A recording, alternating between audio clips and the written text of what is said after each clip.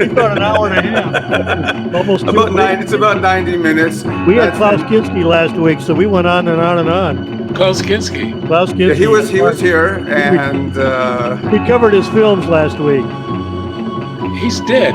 I know, but we just covered his films. But not me. I probably bought him at an auction, and he's here next to me. We showed a bunch of his trailers and posters, and He was an interesting guy. Welcome once again to the Once Upon a Time in Spaghetti Westerns podcast, which for season 2 we changed to the Spaghetti Westerns podcast because it's easier to understand. Hi, this is Tom Betts in Almeria. It's Sebastian Hasselbeck, the head of the Spaghetti Western database. Hey, Sebastian. Hi, guys. Nice to see you. Thanks for having me. Great to see you. Sorry for the technical difficulties. At least my mic hasn't gone out yet. But anyway, we want to welcome you to the show. You've been a long supporter of the show. You've promoted it. You have a huge, I guess you gave us our own page on the Spaghetti Western database where you can see all our past, I think 54 episodes. This is 55. And we can't thank you enough. So we thought, what the heck, we'd fly you in from Germany. So you're here staying in my apartment. You're in the next room. And that's right. Right. So what do you think? You made it to the big show. Yeah, I mean, your guest room is not very roomy, but it's at least cozy. What do you mean? Look at all the DVDs I got for you. Actually, no, I'm kidding. That is Seb's DVD collection. Of course, you'd have the awesome monster collection. So tell us, how long you've been collecting there? Ever since DVD came up, started collecting some DVDs. Then Blu-ray came up, switched some movies from DVD to Blu-ray. I got most of what Uli's company has put out, or Coke Films has put out. There's some spaghetti westerns, European movies, cult movies. It's not a collection as in I'm collecting everything, but I try to have like a few things that I can pull out of my shelf and watch every now and then. Yeah. Right. Tom, what do you have to ask? What's your first question for Seb? How did you get interested in spaghetti westerns? Yeah, I want to say that, of course, I'm a little bit younger than you guys, so obviously I didn't see any of the spaghetti westerns in theaters, but I grew up, of course, watching afternoon shows of Terence Hill and Bud Spencer movies, and when I got a little older, I might have seen the Dollars movies and such, and what really got me interested in the genre consciously was probably in my early days during college, when I started buying DVDs, from the early companies as Anchor Bay and Blue Underground, and then watching a few, getting to know a few more, and then looking them up online. Also, obviously, if you guys know me, where I come from, also, of course, knowing what kind of references there are in Tarantino movies, then you would try to find a DVD or a VHS or something of The Mercenary, because the soundtrack from The Mercenary is in a Tarantino movie and so on. Right. And I started loving it, and I have to say that came in a time where I really felt a connection to that sort of movie, where it's not a classical western, it has more atmosphere, it's a little bit grittier. I like the grittier kind of spaghetti westerns, to get this out there. Yeah. and I discovered more and more, and it started gaining a life of its own. Well, first of all, I'm not Sebastian, but I wanted to ask you. That's true. There's only one Seb. There's only one. The Spaghetti Western database is like the Wikipedia for spaghetti westerns. You need to find out titles, dates, alternate titles, year of release, Blu-ray or DVD release, books that are out, obits done by our own Tom Betts. Tell us how long it's been around. What gave you the idea to start it? And you have to mention that, of course, Tom was one of your inspirations to do so. Yeah, absolutely. So one night, Tom appeared in my dream and told me to do it. If you build it, they will come. Exactly. Nightmare Yes, on Elm Street. Yeah. I have a dream.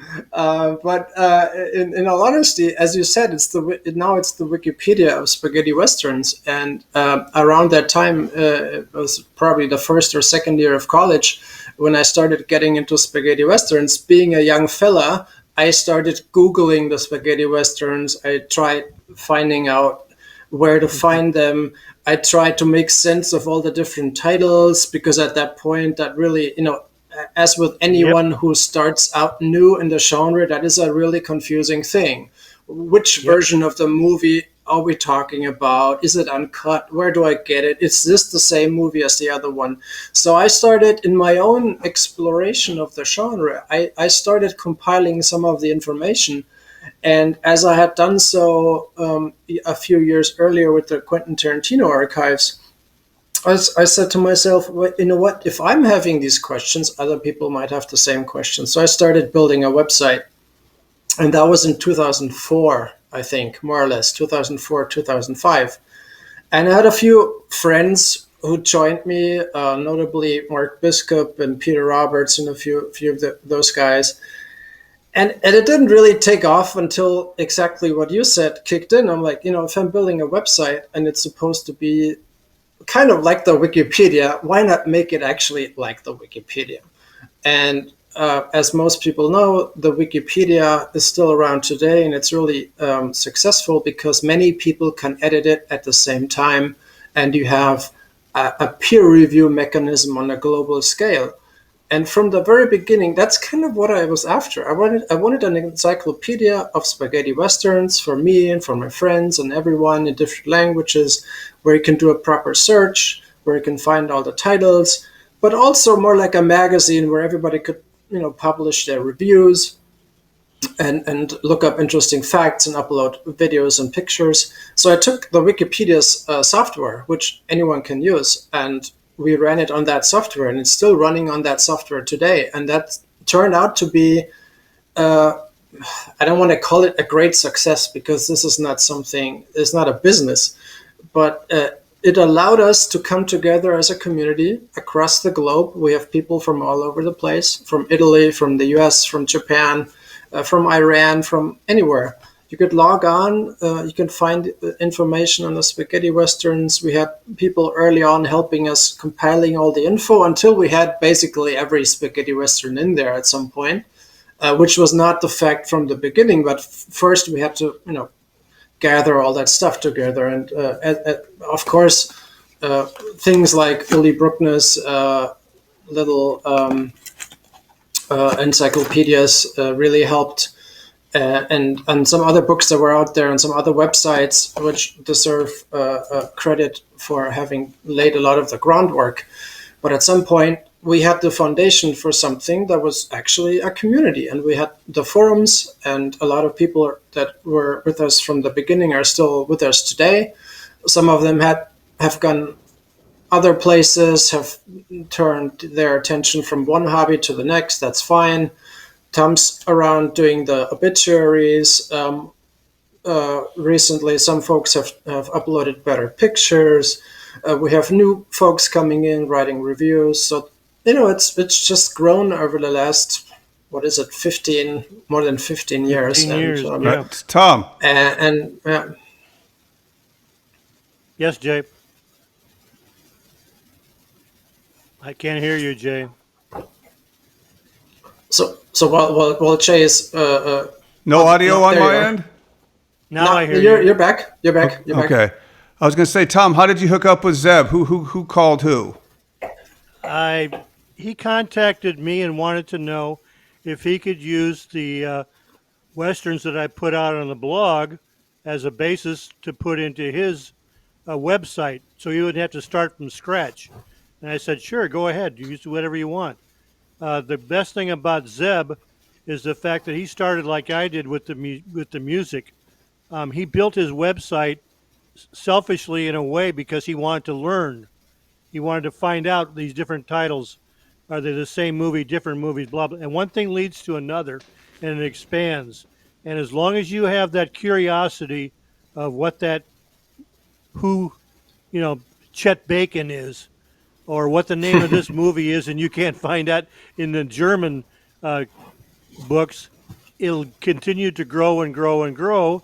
And he's also smart in incorporating other people to help him to do it instead of doing it himself, because he'd have been burned out after a year, because it's expanded into Mexican movies, all kinds of fringe movies that have spaghetti western parts to them, and he's just done a fantastic job.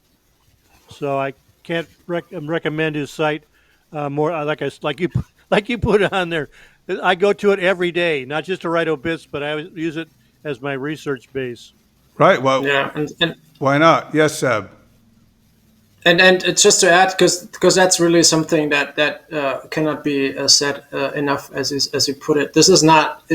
I own the site. I started it. I foot the bill, but this is really a product of the entire community. So it's the SWDb is what we all put in, and we all do it because we have a passion for the genre, and we all have a passion for preserving that kind of cultural cinematic heritage.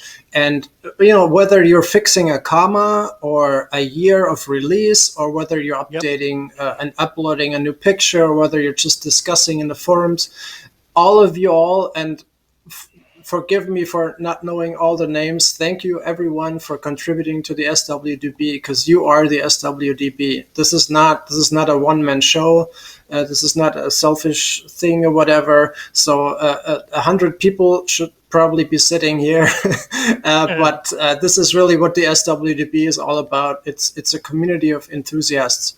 Well, what's good about it too, Jay, is the fact that somebody who doesn't want to get in and jump into a film and start messing around in there and changing this and changing that, or doesn't feel that they know enough, they can go into the the chat rooms.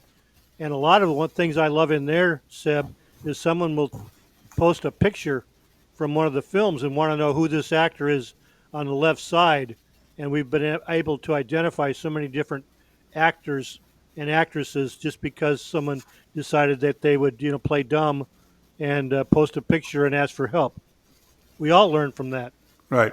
Yeah, and nobody aside from you, Tom, is an expert. So we all come together and we pool our resources, and we get smarter because we talk to each other, and we do that. We do that around the globe.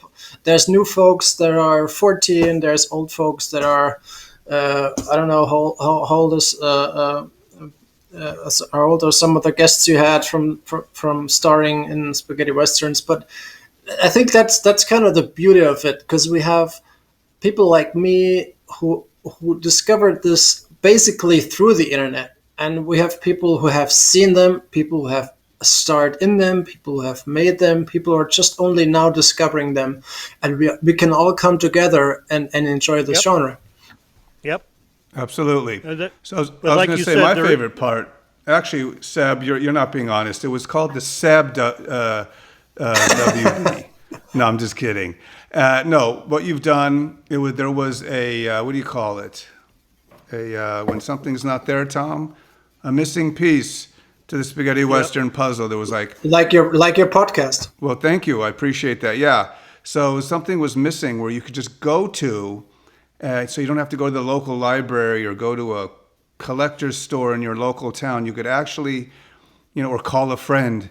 You could actually go to a website that has every bit of information that you could possibly imagine on a spaghetti. I don't think anything is missing from all the little technical aspects. But my favorite part, Zeb, I actually is going to tell you, is you go to a page, let's say for The Great Silence. You not only have, you have it all in its original title, which is mostly Italian, Il Grande Silenzio. And you'll see the English title and the German title and the Swedish title and the Belgian title. That's what I love, because I'm a title guy. I love spaghetti western titles. So to be able to do that, also you have it if you don't go to a certain page of a spaghetti western, you could search the database. I think you have different pages for that, where there's a whole list of about 2,000 spaghetti westerns, only what its alternate title is, what it is in English and in German and French. Right. So, Or just the Django's. the Django's Yeah. alone. Yeah, we know that. Right. But, and of course you have Tom's obits. Where would we be without knowing who passed away, right, Tom? Yeah, Well, the other it's thing- a the sad other thing job, is- but somebody's got to do it. Right. On the right-hand side of each page, he's got pictures. He's got posters. He's got DVD listings so that you can go there and broaden your experience by saying, oh, is there a French DVD of this title available? And he's got it there. You can go deeper and deeper and deeper just by one page. Right. And Jade, I think I also for the most part I like that aspect of the different titles the most, and it's not just as a because it's interesting, but also out of necessity, obviously, because someone might not even end up on that specific page unless they did a search for a specific movie in that own language. So they would be looking for something using that title in Japanese or Iranian or Portuguese, and we want them to end up on that film's page and then know, oh, wait a second, that's that page. It's Yep. that movie. And I think one problem has always been, and this goes for, I think, fan communities in all genres or on all topics, whether it's sports or music, is that language limits our ability to form communities. So I think that's really an interesting aspect where we connect all around the globe because these movies have different titles, and hopefully they end up all on the SWDb and join us and upload maybe a poster that we haven't seen yet from, I don't know which country. There's like crazy interesting movie posters of all these. And the SWDb isn't missing a lot of information, and some of that falls into the category of posters and lobby cards and exotic languages or from exotic locations. So if you're out there you're listening to us and you have a poster of a spaghetti western in your language from your local movie theater from the 60s, please get in touch. That's Tom's fault because he refuses to take pictures of all his lobby cards and posters, right, Tom? Right. One of these days, Tom is going to get that camera out and take pictures of his thousands before they tear or rip, Tom. They're already torn and ripped. even the good ones. Yeah, the good ones. Right, but I was going to say about your posters and lobby cards, even though that's not the top priority of the page, you can, I can tell it's something that you care deeply about. It's more about the information, but you deserve credit, Seb, for finding his. I'm sure you scoured the internet. Look, because you can tell some posters are large JPEGs, others are are very tiny, Yeah. no bigger than my thumb, hence a thumbnail. But the effort that you have, and you deserve more credit for it. And what's your base salary? What do you get paid per hour? That's a business secret. Right. Who's flipping the bill for all this? No, I'm sure this is a one-man operation. And I know you have contributors and stuff, but Yeah. I mean, is this taking a toll on you? Do you get sleepless nights? Do you drink lots of coffee? Has your wife threatened to leave you? So it's a one-man job if you're looking at the financial and the technical and the legal aspect. So this is not a registered LLC or anything. So this is tied to my person. So I foot the bill. I need to make sure that this thing purrs like a kitten. But in terms of content, obviously we have all kinds of people working on it. It does not give me sleepless nights anymore. But I have to admit that in the last 20 or 15, 20 or almost 20 years or whatever it's been around, there have been phases where I was worried, could I sustain this? Is the cost going to rise? Am I running out of technical know-how to keep it going? Are there going to be enough contributors to make it a worthwhile endeavor? And as most people know, there's a lot of Amazon links on the SWDb, and if you use those, there's a small commission that the SWDb earns to that helps me cover the costs. So I cannot say that this is something that is ruining me, but is of course a source of income that's not extremely reliable. But the SWDb is safe. It does not currently give me any headaches. I am not awake at night. And if I am, it's because something grabbed my attention and I'm uploading posters or I'm adding, like I did 2 weeks ago, I'm adding little information to the DVD calendar, like little flags and stuff like that. Sometimes I get enthusiastic and I get motivated and I do a lot of stuff on the site, and sometimes I don't touch it for weeks, and because it's a hobby, and that's fine. Yep.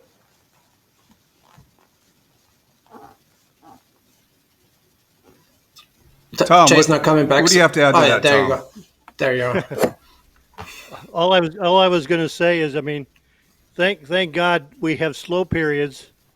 This isn't 1969 where you'd be up every night adding another Western. You know, they're few and far between now, but they do come along. And the problem I have with the new ones, there's nobody in them that we've ever heard of before. They're French actors or German actors that don't make Westerns. They're art films.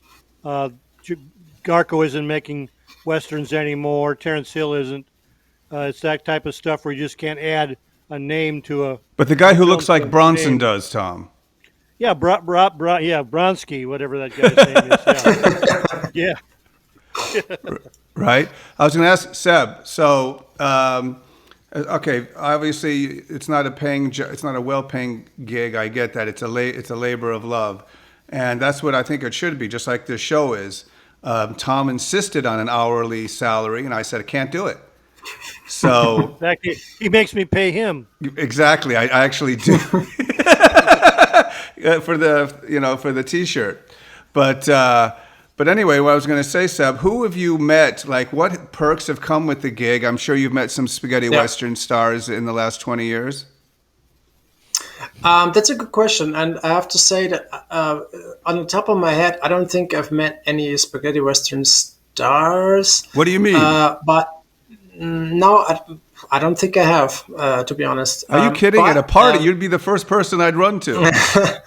But not spaghetti Western stars, but I have met stars. But I think what fits into this category of perks is, of course, that the spaghetti Western database and the network it spawned and the attention has, of course, helped me and also others who are helping to get in touch with DVD companies, with the press.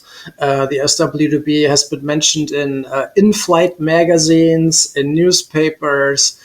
We've sponsored early iterations of the Almeria Western Festival. Obviously not financially, but in kind, as in our logo on it and stuff like that.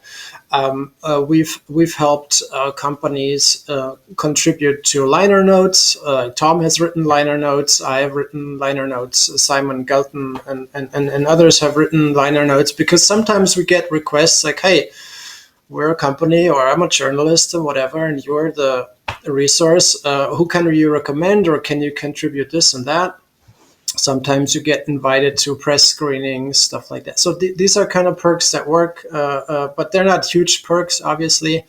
As Tom said, there's no new movies being made, so there's not a lot of money around or any big companies doing stuff. And especially in the last couple of years with COVID and stuff, there's also no film festivals, and the Almeria Western Festival has taken a turn towards the commercial, so that there's not a lot of fans and enthusiasts going there as they did in the early years when it was organized by fans. At least that's what I've heard from my Spanish friends. And but I have to say that one of the perks is, of course, having access to this community, knowing Tom and knowing other people around the world, and coming together every now and then, like we did, for example, in 2008 for the Rolling Roadshow in Almeria, where a bunch of us flew to Almeria and watched the movies. Phil and Mark and all these guys met on location with the Alamo Drafthouse folks, and there was famous directors there like Nacho Vigalondo and Was and Roberto journalists Genesi and there? politicians. Roberto And Genesi. I don't think. He's my new don't favorite think- Italian director. And anyway, I was going to ask you another question. Yeah. I'm Yeah. turning red for some reason. But anyway, Tom, you can't see off camera is dying. But anyway, what else? What is there? Can you say for the future of the SWDB? What is it that you haven't added that you'd like to add? I know you put together probably the ultimate compilation of trailers on your YouTube channel, which I love because I love spaghetti western trailers in different languages. But what else can you incorporate that you see in the future that you'd like to add? Yeah, I have to say that the trailer collection, even though it's on our channel, someone else, just like with the SWDB, someone else uploaded them, and YouTube has since demonetized us. So it has millions of views, but we don't earn a cent, unfortunately. But it's a good question because I think there's a lot of things I want to do with the SWDB. But one of the things that I find really interesting is that there's so many resources on the internet about location hunting. But it's all like it's a blog here and it's a travel blog there and a Facebook page here. I would find it interesting to find a way to technically integrate the location hunting thing into the site in a way that for each movie you can easily find the locations on a map, just like you use Google Maps. You click on the map and you see. So that's one of the things that keeps me up sometimes is thinking how can we make that user friendly, like not complicated, like really intuitive, and draw all these resources without like copying from all these guys who are doing the great location hunting work. I don't want to like take away the attention from their blogs and whatever, but it's also dispersed. If I'm someone who doesn't know anything about spaghetti westerns and I'm traveling to Spain and have to research this on my own, that's a daunting task. And I think if we can make that a little bit easier, that would also increase the usability value of the SWDB a great deal. If you put us on the sidebar, location sites, and link that to a map of Spain or Italy and the cities like Guadix or whatever, and start with the Leone films because that's the ones that are going to draw the most interest.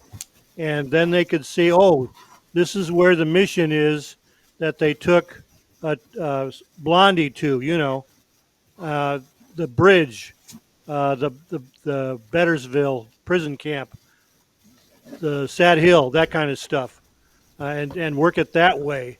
And then that, because a lot of these things were used one time, the other ones were used over and over and over again, Right.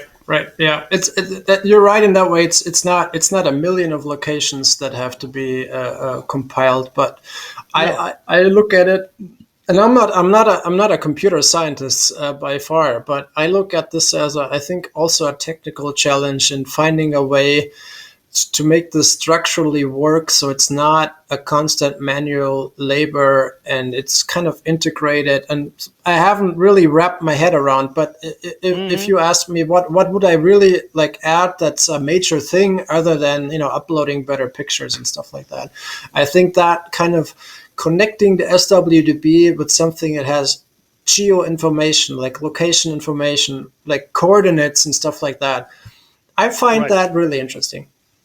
Yep, I agree. I think the location maps is an excellent idea. To at least it's to me it's quite the it'd be quite the project. It's not something you'd do overnight. It might take 6 months, a year. But no, yeah. I think that's thinking outside the box. If you just left the Spaghetti Western database alone as is, even if you would have done that for 5 years ago, I think it's still great. But you're like the Walt Disney of spaghetti western, Seb. It's always evolving. Remember, Walt Disney said Disneyland is never set; it's always changing. Matter of fact, I remember when we first did the podcast, you had a certain look for the page, And I liked it. I was used to it, kind of like Facebook. You know how you're used to Facebook, and then Yeah. 5 minutes later That they changed change it. the whole outlook of it. But I know you always want to update. It's like you're never satisfied. Is that kind of how you feel? But it's not out of a feeling of perfection. But I've learned the painful lesson that there's so many websites that fizzle out and die because nobody's taking care of them, and that technology evolves, and the way people use the internet, that evolves. And if you're not keeping up, whether it's just the technical aspect or usability, or whether it works on your phone or not, if you're not doing that, eventually there will be someone else who says, "Well, the SWDb is really shitty. I'm going to do my own." And Yeah. you know what? I'm not going to stop that guy, but I was that guy. Yeah. I saw all these spaghetti western sites, and they were all great. And hats off, tip of the hat to all these people. Some of them I know personally, but many of these websites, they died out because they weren't taken care of. People changed their jobs, they left college or whatever, and all these stuff lay dormant, and it still had value, but it wasn't up to date. So my idea is to have something that doesn't lose value because nobody's taking care of it. And as you say, the ideal scenario is, of course, that I leave it be for 5 years and it stays great. But the way the internet works, every now and then you have to update it. So you fix security holes, or Google changes something, or somebody else changes something, or the browsers change that people are using. So I do a lot of stuff in the background that nobody ever notices, just so I can make sure that it purrs like a kitten. Right. And for example, another thing I want to change very soon that is a technical thing, but I think it's going to make a huge difference. I want to implement a really, really better search, a search that behaves a lot more like Google than the little shitty thing the SWDb has right now. You mean, I see. It'll autofill. How's that? You type in the great and you'll get everything that follows it. But that could come later. Don't put yourself out too much, Seb. You don't want to tweak it too much. But I was going to say, I'm going to announce to all our fans right now, think of a question or two that you might have for Seb, which we'll do in a few minutes, about the SWDb, and we'll put it up on the screen, and Seb will answer it. But I was going to ask you, Seb, since this is also about spaghetti westerns, and you've given us a tour of the spaghetti western database, let's ask you. You mentioned just briefly early when you came on. What were some of the spaghetti westerns that you saw? Yes, you are a little teeny bit younger than us. I'm way younger than Tom, but for the record. so tell us, Seb, what were the first spaghetti westerns that you saw on television or that you rented that kind of sparked your interest? Yeah, and I have to say there's definitely some that have influenced me way more than others, and I want to pick two. One of them is The Mercenary, and The Mercenary. I think the first time I saw that one it must have been a late night TV broadcast or something, and because of the late night movie atmosphere you have if you watch something late night and you get really excited. Or was it because the soundtrack sounded familiar because it was in Kill Bill? I don't remember. But there was a point in, I think it was 2008, where Mark Biscup, who was instrumental in getting the SWDb off the ground, he organized a little spaghetti western festival also in a town called Magdeburg in Germany. And that was, back then, that was a day's drive away, and we drove there and nobody showed up because it was, I don't know, it was so niche, but he got a print, he got a 30 millimeter print of The Mercenary, the uncut version, organized, shipped in from Munich or somewhere from an archive, put it on a big screen on a projector. And I remember that Mark and David Binzel, who's co-running Nischen Kino with myself and we were almost kneeling in front of the screen in awe of this movie that we had only seen on shitty TV screenings or VHS tapes. And to this day, this is one of my absolute favorite spaghetti westerns, because it is not only such a great movie, but also because I have this personal connection, which doesn't go back decades, but just years. But still, it has really formed me. It's really formed me in my spaghetti western habits. And Well, just like the Tom's other, connection to Metallo. Rita in the West, you mean? Oh yeah, and Little Rita, of course. Little Rita. Right. Remember, Little Rita would be great if they just cut out her singing. But anyway, so Yeah. okay, so what other ones, like what Leone ones are on that Yeah. list? So as I said, I'm going to mention two, and the other one is of course Once Upon a Time in the West, which is not surprising because it is unlike a lot of the other Leone westerns. It has a very specific. This sounds really weird, but I think from a German perspective, there's a completely different take on the movie than from an international perspective, and you will only understand this if you know what the German title of the movie is. It translates to "Play the Song of Death for Me," and it is so much part of popular culture that it is inseparable from the spaghetti western. Is And that song of it must Zeb? Is that Song of Death supposed to be a harmonica's music? Yeah, I see. Yeah, basically the first time, and here's where DVDs and the internet comes in. The first time I've ever seen Once Upon a Time in the West in its original language, or in English or Italian with subtitles, no matter, other than the German dub, was when the DVD came out. And then I realized that there's a scene in there where he sticks the harmonica into his mouth and says, "Keep your loving brother happy." Which is a fine line, but it has no bearing on the meaning of the movie. Wait, In Seb, the German Seb, dub, Seb. yeah. Ready? Yeah. Here we go. Keep your ever-loving brother happy. Okay, go ahead. Yeah. But in the German dub, he says, "Play the Song of Death for me."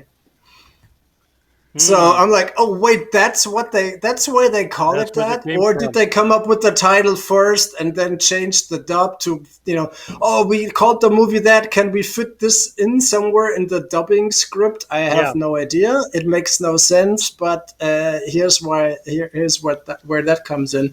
And to this day, I think. And I know there's like an eternal war going on between what's the better or the best spaghetti western, but Once Upon a Time in the West, I think, is not only the best spaghetti western or one of the best movies ever made, but is also one of the best westerns ever made. And whenever I hear Jill's theme, when she walks into the train station, the camera moves over the station, and the Ennio Morricone's movie comes up. If you don't get goosebumps, then Exactly. screw you. Exactly. Se- I've seen that movie 100 times, and to this day, I'm like you. When she walks out of that station and the camera goes above the roof, and Edda's voice comes out, the hair on the back of my neck just stands up. Oh my, Well, I'm a yeah, little. oh my. I was gonna say I'm a little different than both of you. I get the hair sticking up on my neck when I see her in the bathtub. That's a good one. That's not the hair sticking up.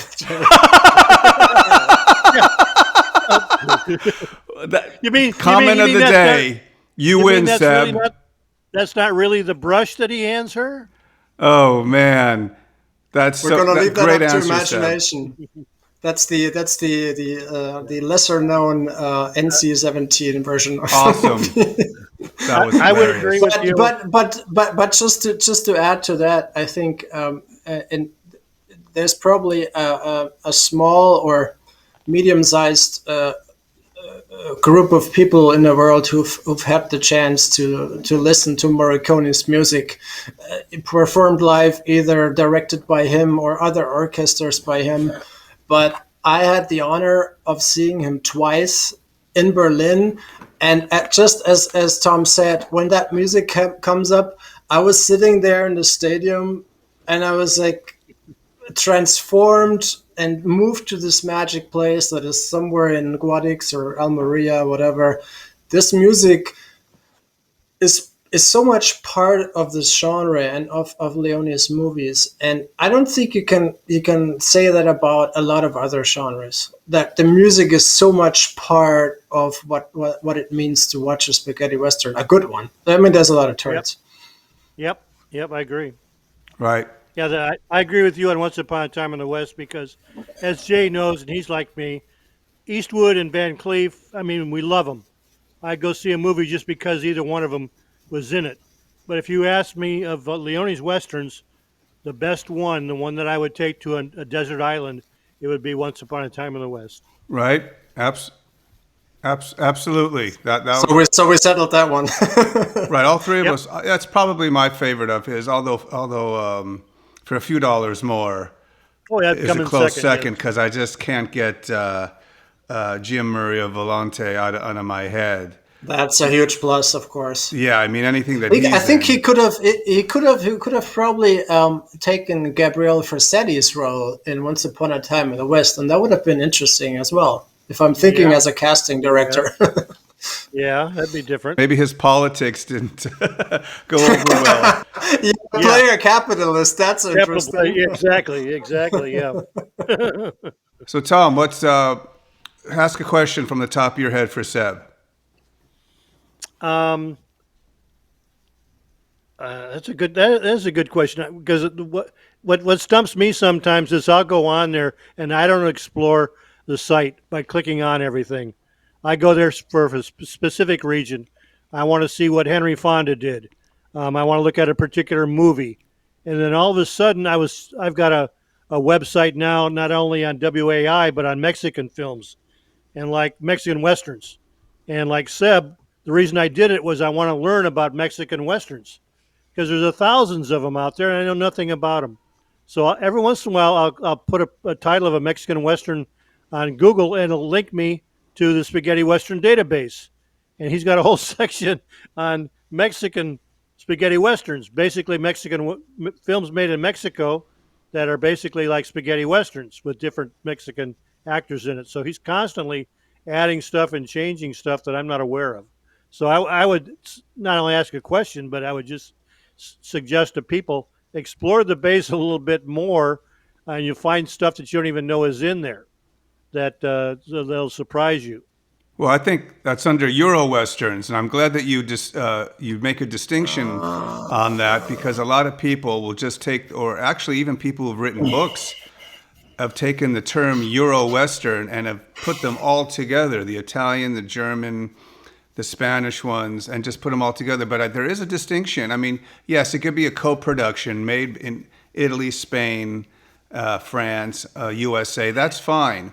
But you really have, I think personally, separates the people who are just fans to the historians who actually understand that, no, that's a Euro Western. That's not technically a spaghetti Western.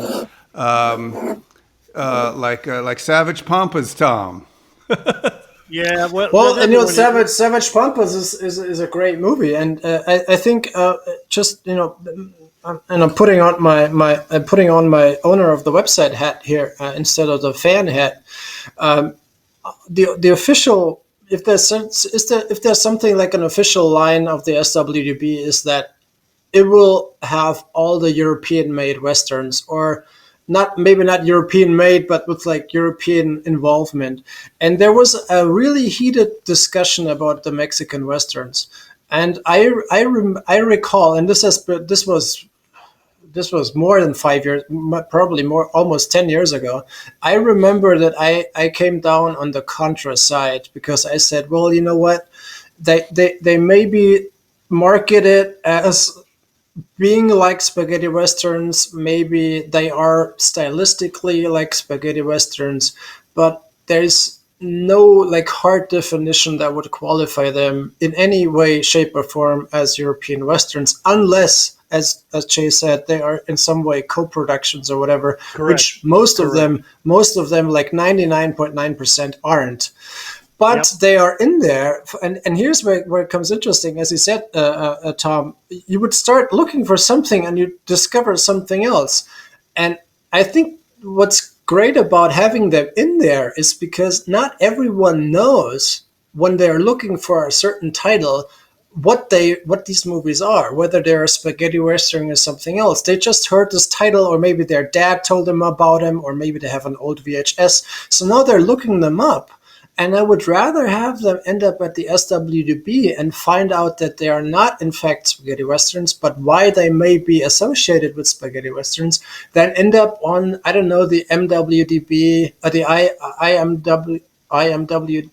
IMDb. So I'm sorry, IMDb, or yeah. some other place, or some other place where they're no longer in the cozy hands of the fans. So I think that's better. But in the end, the spaghetti western started out as a derogatory term, and we made it a term of endearment. So we can stretch the term, or we can narrow it down. It becomes a matter of whether you're really anal about it or not. I don't care. Well, it's gotten to be where it's been so diluted. I mean, when I see that 2 Mules for Sister Sarah is spaghetti western, it's only a spaghetti It's not. western because It's not. because Clint Eastwood's in it. The poster is Yeah, but spaghetti western. but that's an interesting thing, because Clint Eastwood doesn't make a spaghetti western. But what Exactly. makes it a what makes people suspecting that it might be is because it, of course, More- was made after his spaghetti western times, and it of course absorbs a lot of the stylistic devices, and people associate 2 Mules with what he did before. Just the same with High Plains Drifter, for example. And, other thing and that's is- fine. the other thing is- Maybe we should have an article up there that says, the influences of the spaghetti western on whatever. But that's where it gets really academic, I think. Well, you see Clint Eastwood as a star. Who did the music? Ennio Morricone. So they go, he did. Morricone scored it. It's got to be an Italian Western or a Spanish-Italian co-production, Show that again, Seb. So, Actually, I just bought it the other week because I had to rewatch it, and it's not on streaming. yep.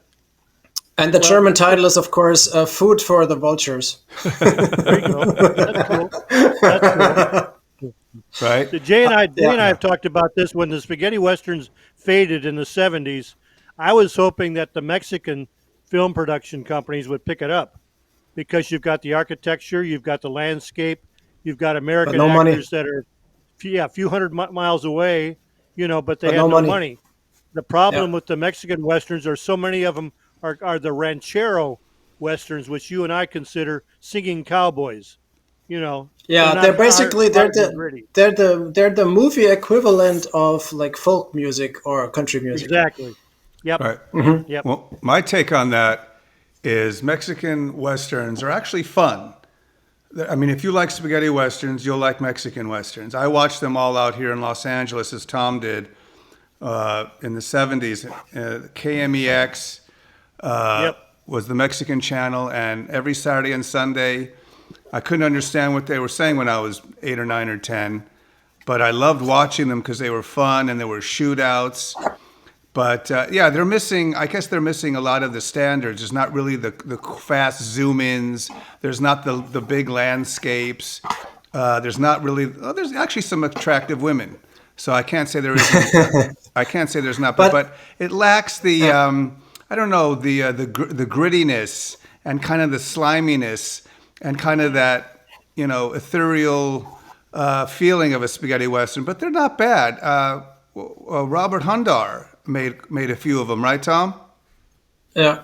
I don't. And there's you've got- there's a bunch of folks who have made a name, and I think one of the interesting things about the Mexican westerns, and I'm really far from an expert on this, but as Tom said, they're kind of folkloristic or whatever you want to call it, and there's a lot of things that are Mexican folklore, and one Like of them Zorro. are like or Zorro, that's one, exactly, Zorro. And you could probably throw in the Zorro movies that usually take place in San Francisco, pre being part of the United States and stuff like that, and throw those in with the Mexican westerns. But also all these, the El Santo or whatever, the like Restless with the masks and stuff. Yeah, don't And knock have Santo.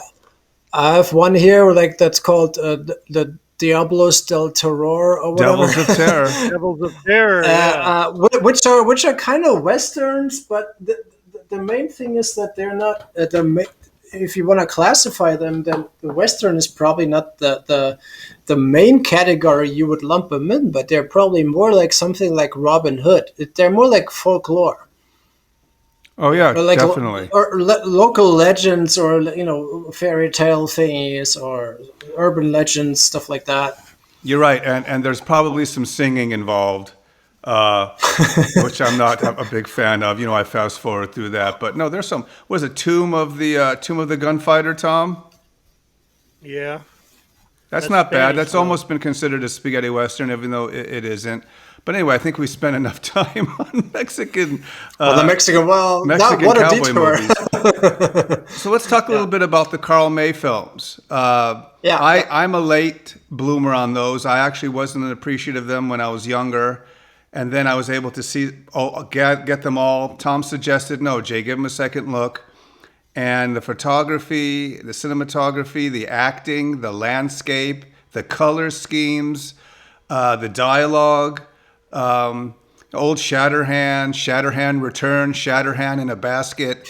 Shatterhand and Right, right. 15 other Indians. Shatterhand is missing his other hand. But I actually have come later to appreciate those. What's your take on those Carl May movies? Yeah, so I would say that not only are these, of course, German productions and are inseparable from the German audiences' take and understanding of the Western genre, but also most people, including myself, I'm not sure how it is with today's kids, but I've read not all but most of his novels. That was like teenage literature. Those were the adventure movies that I grew up, adventure novels that I grew up reading, along with James Fenimore Cooper's Last of the Mohicans and stuff like that. And Carl May is an interesting figure because the legend is that way until after his success, he had never set foot on the American continent. So Right. his whole vision was one that was already filtered through other people's telling and books and so on. So he had fantastic imagination, and he told stories that resonated with so many people because they were not realistic retellings of what the Wild West was really like, but they were like the American Western movies, were romanticized, idealized visions or imaginations of what the West is like. And then when you watch the movies were not only extremely popular and successful. You cannot imagine, some of these were, like, if in today's terms, up there with the latest Marvel blockbusters and stuff like that. So there was an insatiable demand for these kind of westerns that presented the American West, let's say, in a way that the not so educated German public could understand. Very very clear cut roles, the good and the bad.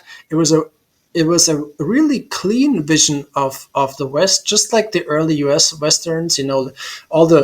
All the costumes, nothing was ever dirty. There was never a doubt who's bad and who's good and stuff like that. That would only change towards the middle of the 60s with the spaghetti westerns, but the Karl May westerns were always almost fairy tales. And I grew up watching them on television up and down every afternoon. All the Winnetous, 1, 2, 3, Winnetou meets Old Shatterhand, 1, 2, 3, Old Surehand, and whatever their names were, and of course there are also some Karl May movies that take place in the Middle East, which is like a whole different thing, but they're basically the same thing. It's just in a different place because obviously right. he had never been in the Middle East either. And there's 2 or 3 of them who take place in Mexico, where they're more like adventure movies, like really early precursors to Indiana Jones movies. If I want to explain them really badly, and so I have to come down as someone who I think that kind of was inseparable from my childhood, and I think that goes for millions of other people. Right. And obviously, as most of you know, is all that money in business terms from that demand for these movies ended up triggering the post Balcazar, post whatever spaghetti western with A Fistful of Dollars, which was a German co-production. And it wasn't because the Italians make great movies. No, it was we definitely need more westerns. They want to see more westerns. The Germans are crazy for westerns. We need more of them. So they poured money into whoever made westerns. Right. And that's something that's probably not sufficiently explored even academically. I find that highly interesting. What really some of these producers, I don't even know their names, Arthur Brauner and some of them big honchos of the Bavaria film and whatever. Yeah. What did they think? Because there was pre-Leone, there wasn't anything there that could really convince them. Right. Or it So could they just, just be a poured money in it. just be a coincidence. You never know. Yeah, a really Tom, nice. let's not forget that it also fate. gave the start to many spaghetti western stars. Their first film, Anthony Steffen, Klaus Kinski, Terrence Hill. They all made Karl May movies before. And the funny thing is, they kind of still had that same look that launched them. Sigurd Rupp is in there. I told Yeah, Jay Sigurd when he Rupp. watched these, the cinematography stands out. I mean, you could just get a DVD and it looks like 4K. And these were made 60 years ago. But you got to watch them. And Part of the credit is probably to the beauty of the Yugoslavian or the Croatian landscape. Sure. But I told Jay, you've got to watch these as a 12 or 13-year-old kid going to the movies on a Saturday afternoon. I mean, that's the mentality that they put them to, and these kids were jumping out of their seats at seeing and the music too. Heroes. I think the music too. Yeah, and I'm at the moment the name escapes me, but the music was Martin probably Bocher. He was like what Morricone was for the Leone movies, because Exactly. that music was really something. Right. Yep. So I was going to ask you then, we always ask this to most of our guests, Seb. What would you think was the heyday spaghetti westerns? What was the 3 or 4 year period or 5 year period? Tom and I, we've gone back and forth. My opinion was 65 to 68. I think, Tom, what is it that you always say? 68 and 69. And Seb, what's your opinion? Well, I think what complicates this is that there's always a difference between when the movies came out in Italy and when they came out someplace else. How about original release dates, I guess? Yeah, so I would say 68 is 67, 68 is where I think most of the really great ones came out. So I would pin that as the heyday, and sadly it went down quickly. I think as early as 70, 71. Yep. The quality declined rapidly, and there was less money that was poured in. And in positive terms, that's when Hollywood started making some really interesting ones. It kept making interesting ones until the mid 70s, I think. Right. Okay. One other topic, Tom, we're going to ask you is what's your opinion, and Seb, what's your opinion on the Terrence Hill, Bud Spencer comedies when that period took over? I personally, outside of My Name Is Nobody, I'm not really a fan, but I will include them. Obviously, there's different scenes. Like, I don't have to like the movie. Like, I like some scenes in Man from the East. I like the scenes in the Trinity movies where the guy, he takes the guy's guns out of his own holster, slaps him, takes them out, puts them in again. Tom's favorite scene, of course, is what's that actor's name who throws the coin in the air and shoots it behind his back, Tom? Neil Summers. Right. I mean, he throws the shot glass over his shoulder. Right. He goes, try doing that. So what's your opinion on that's always divided. There's two camps. There's ones who just can't stand it, and experts in the field who were named nameless don't like the Trinity movies, who've said it publicly on our show. What's your opinion? That's a tricky thing to ask a German, because obviously that's almost it would always be a sacrilege if I said I didn't like him. And if I'm honest, I like him. I grew up watching them, so if I like them as a child, who would I be to say now that I didn't like him? But also, I think there's a thin line between where they were meant to be comedic and slapstick originally, and where the German dub really made them crazy, stupid, ridiculous. And in some way, those were high quality dubs purposely made funnier. And some of them are really good. Like some people have never seen them in another way. Oh yeah, the German dub of Django Kill is a riot. And I remain on the fence about the dubbing, but I can acknowledge that that's just part of the cinematic history of these movies. I like them, but when I get my hands on them now on DVD or Blu-ray, I try to watch them either in Italian with subtitles and real subtitles, not the dub titles, or in English, because I want to know like what were these movies really like when they came out in Italy? Were they that stupid funny, or were they just a bit more lighthearted? Like where did what was actually the vision of the director at that time? Because I can still remember how dumbass they were on German television. That's not the problem. I want to know what these movies really are. Jay, I never But heard I like this them. before. I like them. When, I when, like them. when Seb mentioned this yesterday about how they would take a comedy Western and they would dub it into German, the dialogue would be completely different than anything you and I had heard. So Yeah. they really make Yeah. really bad compared to what you and I are seeing slapstick. The dialogue was really, really bad. I never knew that. But the thing is that they were really good in terms of the quality. It was just really bad if you would judge them by how accurate the they acting and the dubbing. I mean, how many times can I see Bud Spencer hit somebody with the bottom of his fist? Yeah. Bomb. were. or this one. Against right. How many times can Yeah. I see Terrence Hill drink a large mug of beer? So doesn't he And change you know that? it's coming. Right, or he has But- got to but- change but- those awful dirty pajamas that he wears. No, But I'm also, just messing like, around. There are some good points but to it. It's not that's- something I that's the wouldn't thing. have. I wouldn't have a Trinity Film Festival at my home. That's my personal opinion. I think what we as fans need to acknowledge that they're just as much part of the genre as the more serious contenders, and also that the whole dubbing thing, just like the different languages and the titles, they're just part of what makes this genre a little bit special, I think. And if you watch one of these now, of course, you're watching them not with the eyes of a 14-year-old who watches them on television. You're watching them with the eyes of someone who likes the gritty ones the most, or whatever. But now you have the luxury of just taking your remote and switching the audio from the English to the Italian. Let me be square here. I'm not putting down. I have best friends of mine who Terrence Hill is their god in anything that he's in. And he's great. And he is he's awesome. the best. I mean, Django Prepare a Coffin is a top 3 of mine, as you well know. I've documented that, but it's just personal taste. And as I said, I have friends who love it. Yeah. Like for example, Tom, as you know, on his grave will say, "I hated Modulo." That'll be on his tombstone. Modulo sucks.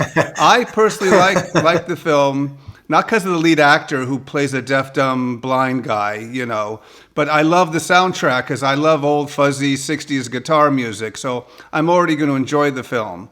But I think Tom should write a whole essay on how bad Modulo is. But we all have our own opinions, our favorites, our least favorites. So that's what makes this genre fun, that all of us have our own opinions. It'd be terrible if all of us all loved the same thing and we all hated stuff. Yep. Yeah, and speaking of favorites, I think what has always been kind of a problem with the fan community is that there's always these heated debates about what's the best and what's bad, and sometimes it gets a little out of hand because how people are on the internet, and that's fine. I think sometimes you need just to ignore some folks or be like, okay, well, opinions are like assholes. Everyone's got them.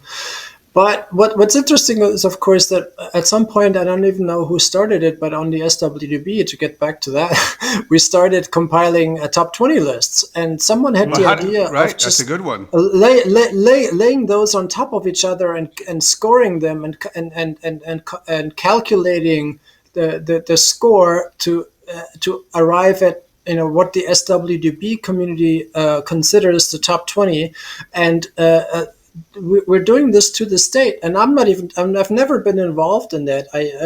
That's sort of Tom gathered hates a top life of 20 its own. lists. Yeah, but I think I hate I think for Seb. I think Seb, for I hate lists because when the book that Weiser came out, he asked oh me god. and the other guys. I know the long story in that too, but anyways, he asked for our top 20 list, and I said I don't like this because at that point I had maybe seen half of the ones that were available. So Yeah. tomorrow I see like you got in the mail today, Django, and I go, oh my God, this would be number 2 on my list. It's not even on there from yesterday because I'd never seen the movie, you know. So I don't go for Yeah. lists because my also like you said, your tastes change over years. What you liked 20 years ago, you see it again today and you go, what did I see in that? And then you see something else, you go, wow, I missed something here because, or you see a different version of it or a different Yeah. dub and No, you absolutely. change all Although the that's time. not the case So with Little Rita, Tom. I hated it 20 years ago. You will yeah, still hate it any, today. any But two version, things. But any two dub. things on that. On the SWDb, what we do is when somebody changes their top 20, we recalculate. So let's say you had never seen The Mercenary and it never showed up in your Right. top 20, and obviously you watch it, it instantly becomes part of your top 5. Otherwise, I will visit you and kill you. But we would recalculate the top 20. But the second thing is, as much as I hate lists, they are of extreme help to people who get started in knowing where Oh should yeah, I I start, agree there. Yeah. and for that I think it's fine. And I wanna I want to take the opportunity to show something on the camera here that I don't think or I don't remember I've ever shown to anyone on the internet Oh, I better get a full before. shot of this. And that's Do, and that's do we have a delay here? Maybe Tom can guess it. So I don't want to. one of the highlights, is there a technical problem? No. No, Okay, it so depends on one what, of the depends on what highlights. you show. I haven't shown anything yet. So one of the highlights on the SWDb is that in 2008 I went to the set of Inglourious Bastards, and as many of you know, Quentin Tarantino is a huge spaghetti western fan, and obviously he had a look at the SWDB's top 20, and obviously he didn't agree. So he went to great lengths at writing his own top 20, and he passed this on to me. And this is still on the website, and he did the same thing for the Grindhouse database. But this is the original handwritten list that Oh, there you Quentin go. gave me, and I'm not probably gonna scan this or whatever, but you can see that there's some arrows and some scribblings. Like he really He put writes some like a thought child. into this. Yeah, yeah. He has writes like a junior high. he has handwriting that If he you can- wouldn't have said that that's he can QT, I would have recognize. thought that was like your son's or nephew's. No, but there's a reason that I wanted to show this is that obviously one he took a lot of thought into presenting his own top 20, and b he has there was a thing where he was in France sometime, and a journalist asked him what his favorite website is, and he said, aside from porn, it's the SWDB. and you go.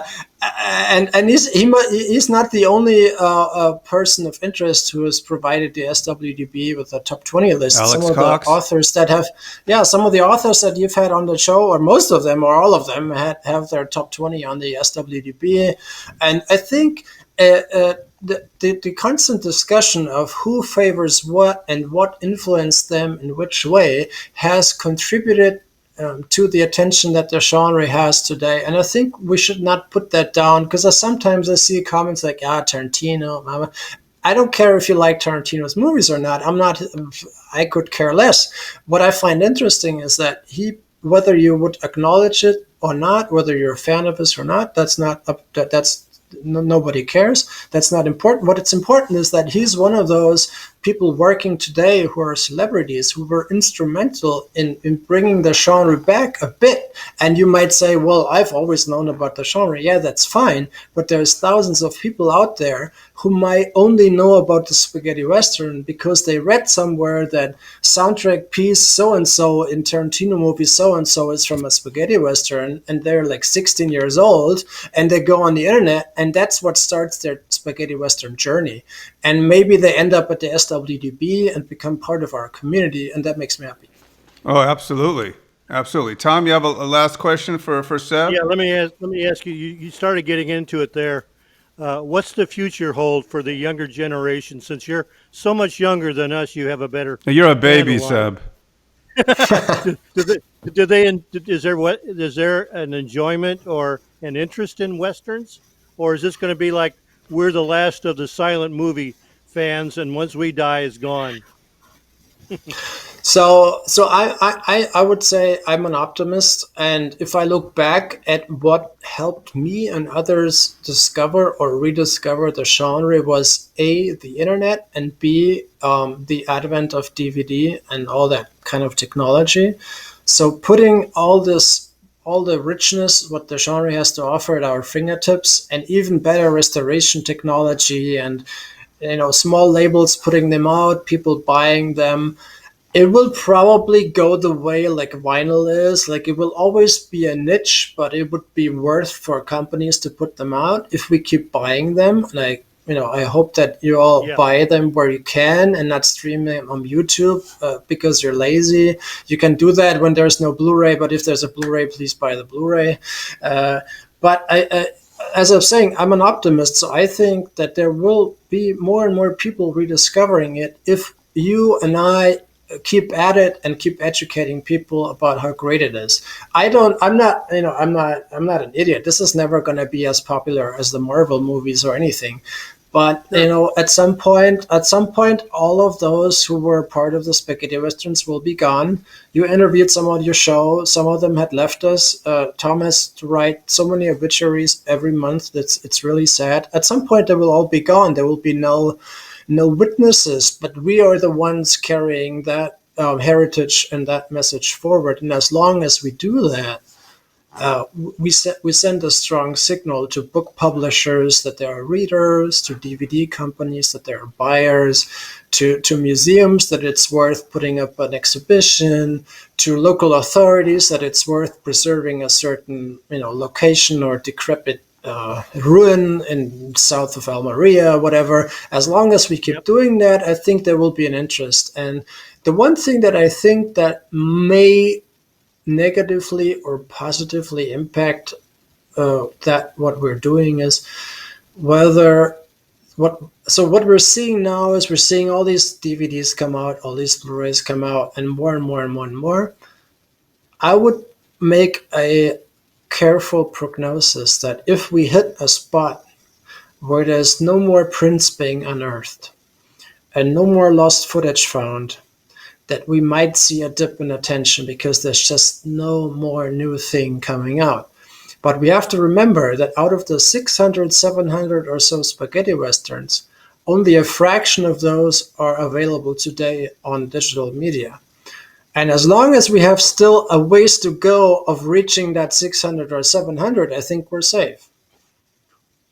Well, the other thing is, too, that you brought up, and I encourage anybody, if you can see any of these films, I don't care if it's Franco and Ciccio, on the big screen, go see it. I don't care if it's in your neighborhood school gymnasium and they're going to show, some spaghetti western that you've never heard of or you have heard of but have never seen it on the big screen. Go see it on the big screen. You'll be blown away. Yeah, absolutely. And also, like, as I said, like, I don't get paid by any company, but this is a simple situation of supply and demand. As long as we keep buying the DVDs, some company will know that in business terms, it will be worth investing money in a restoration or in extras and will put them out. If we stop buying them, that will stop. So I could just encourage them, buy legit releases. This really helps these companies realize that, well, a spaghetti western will sell, we'll produce the next one. And also, like, buy a good book. Like, if you're getting started in spaghetti westerns, you guys, girls out there, whether it's by Mike Haas or by someone else, start reading. Sink your thoughts into the genre. Learn some anecdotes. Listen to an audio commentary on some of the discs. Buy a soundtrack on vinyl, or go to like a local flea market. You will probably find like a. I once, you will see like a 2-side LP, so and so many inches of some Morricone soundtrack that might not even be scratched or anything. Buy that stuff, enjoy it, because that's if we're honest, this is decades old, this stuff, and it's still being appreciated. Yeah, absolutely. Yep, Got to do all that stuff before the big one hits, Seb. Also, you can't see before, Tom's is before laughing his head Bill off. Gates switches off our chips or whatever. No, There you go. SWDB, one of the greatest inventions of all time, next to the automobile and the airplane. Do we have any questions in the comments? Yes, exactly. I'm sorry, what's Seb? Do we have any questions in the comments? Well, actually, people were just commenting on stuff. They were agreeing with most of what you were saying. That's great. Yeah, maybe that's fine. Our good friend the professor says he'd even see Little Rita on the big screen. So that's as much as we've. That's as much as we're getting in the comment sections. But I wanted to thank you for coming and joining us here on our podcast. We've been waiting to have you on, but. No, I've been waiting on this. The honor is all mine. I really appreciate you guys having me. No, you spilled the beans on the inner makings of it, on what it takes to get it going, and all your hard work. And so we all appreciate you, and just keep it up. And we look forward to what it's going to bring in the next year or so. I know you're going to have innovations, and the whole site, the whole what do you call it? The interface will change again. But just like my backdrop went from Almeria to an office.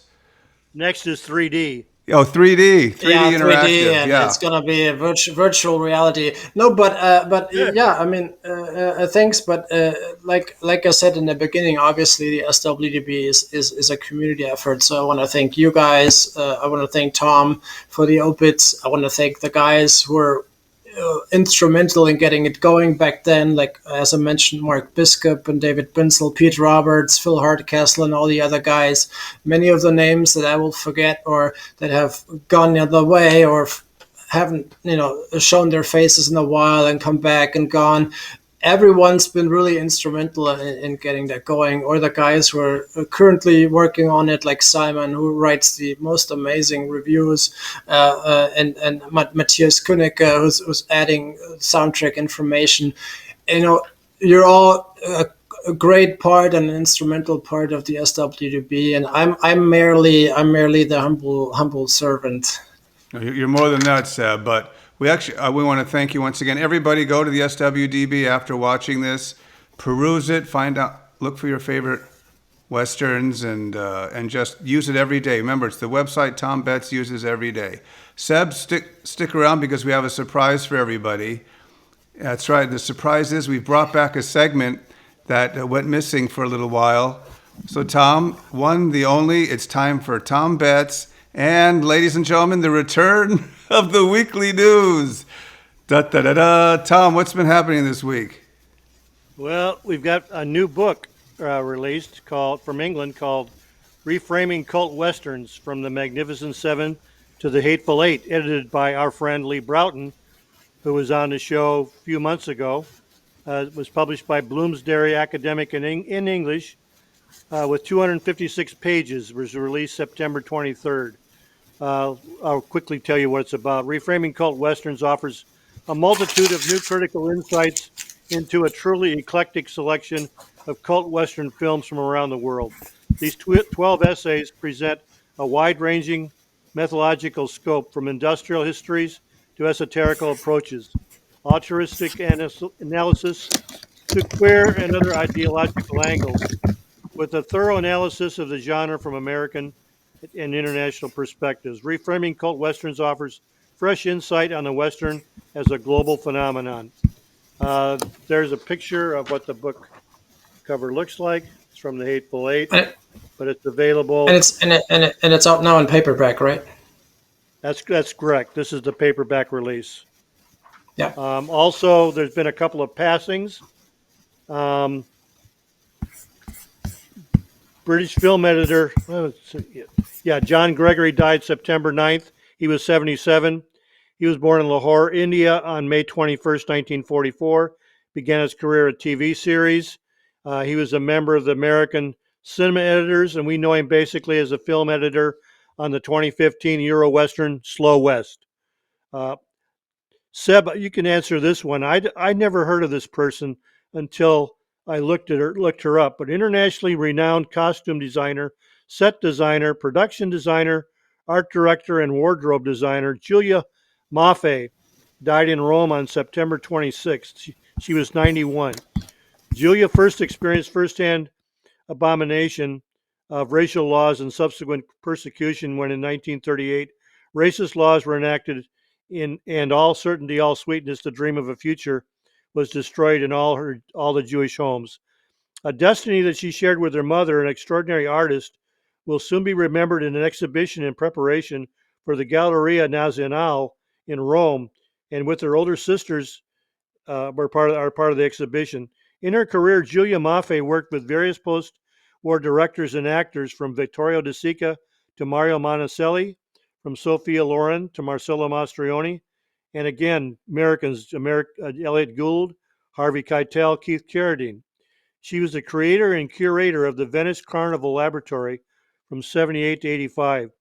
Her list of Euro Westerns include The Ruthless Four, she was a costume designer, Yankee, costume designer and set designer, Death Walks in Laredo, set designer and wardrobe, Two Faces of the Dollar, production designer and set designer, A Hole in the Forehead, set designer and art director, and I'll Sell My Skin Dearly, costume designer, production designer, The Stranger's Gun Down, costume designer, set designer, Roy Colton Winchester Jack, costume designer, Shango, art director, Kill Django, Kill First, costume designer and production designer. So it wasn't that she was part of the B series Westerns. She was some of the top ones, but I had never heard of her name mentioned before.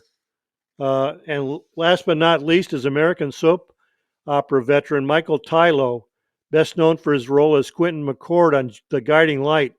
He passed away on September 29th, 2021 at the age of 73. He was once married to Hunter Tylo, and the couple had 3 children. We know him as the Alcalde from the TV series Zorro, starring Duncan Rager from 1990 to 1991. And that's the weekly news for this week.